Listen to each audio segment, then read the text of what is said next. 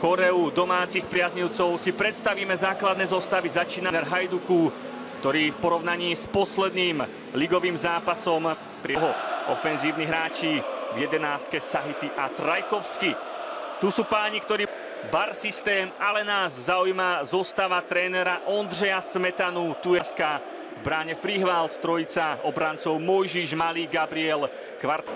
Hajduku Split, ale aj s ťažkými podmienkami. No a určite budeme dúfať, že sa podarí Ružomberčanom ohroziť bránu Ivana Lučiča.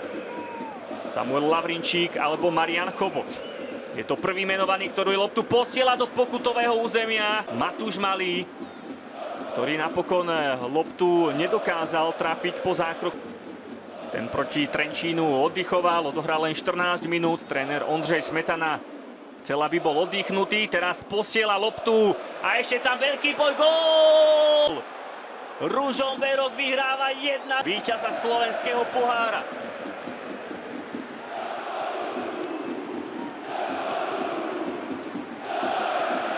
Samuel Lavrinčík to kopol na zadnú žrť.